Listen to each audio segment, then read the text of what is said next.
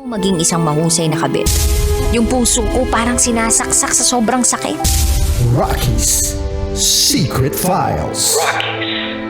Secret Files. With Titan Jello. Rocky's Secret Files. Rocky's Secret Files. Secret Files.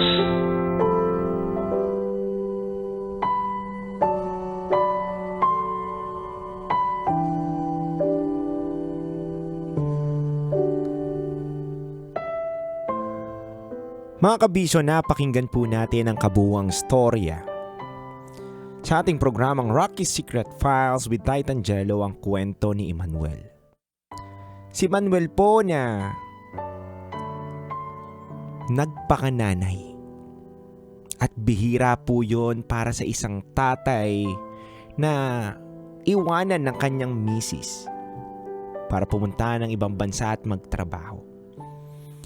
Si Manuel na sinakripiso ang kanyang trabaho, kanyang mga pangarap para magpakananay at magpakatatay doon sa kanyang nag-iisang anak na si Erica. Mga kabisyo, alam nyo, isa sa mga pinakamahirap na maging tungkulin ay magpakananay ka bilang isang tatay. Bilang nga magpakatatay, kabisyo, minsan pumapalpak pa po tayo. How much more yung ginawa ni Emmanuel na nagpakatatay na siya, nagpakananay pa. Hindi lahat ng lalaki, mga kabisyo, ay kayang iwanan ng karir sa opisina para maging full-time father at mother ng kanyang nag-iisang anak. Emmanuel, nais ko lang pong sabihin sa iyo na saludo po kaming lahat ng mga kabisyo na napakinggan ang iyong kwento.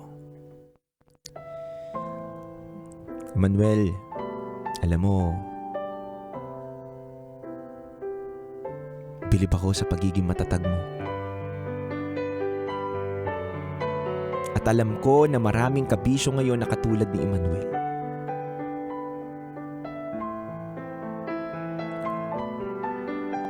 Na bukod sa pagiging tatay, pinili rin nila na magpakananay.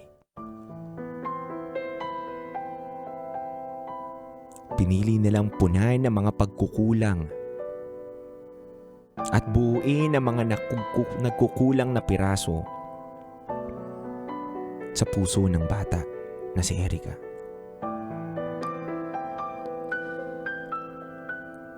Mga kabisyo,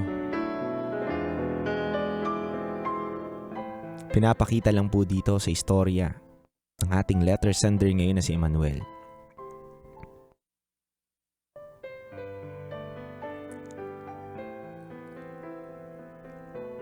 Na kapag ikaw ay nagmamahal ng tunay,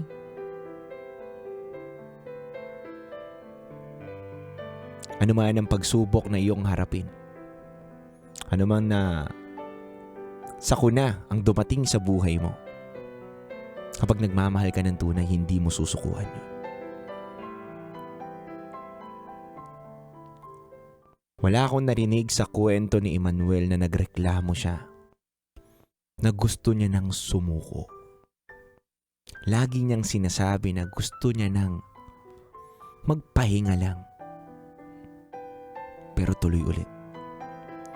Lagi niyang sinasabi doon na ang nagiging inspirasyon niya para bumangon araw-araw yung anak niya.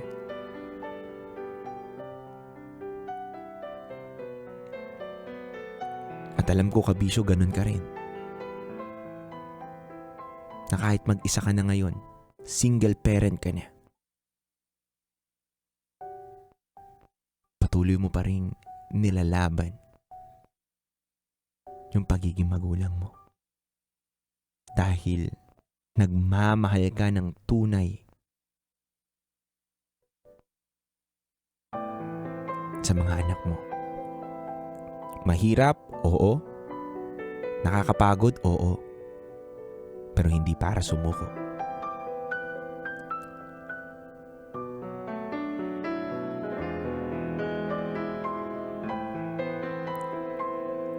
Muli mga kabisyo, kung may mga kwento po kayo na gustong ibahagi sa amin araw-araw, maaari po kayong magpadala sa aming Gmail account na rakitera@gmail.com.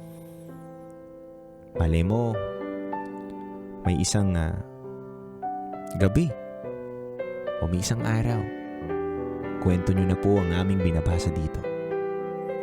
Kaya mga kabisyo, muli po ako magbabalik para sa ating programang Top Secret at maaari na po kayong tumawag sa aming Viber line na 0916-529-5595. Ako po pala ang titindig sa mga pinaglalaban ninyo. DJ Titan Jello.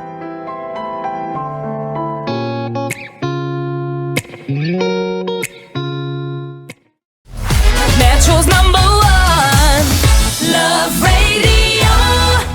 'Basic!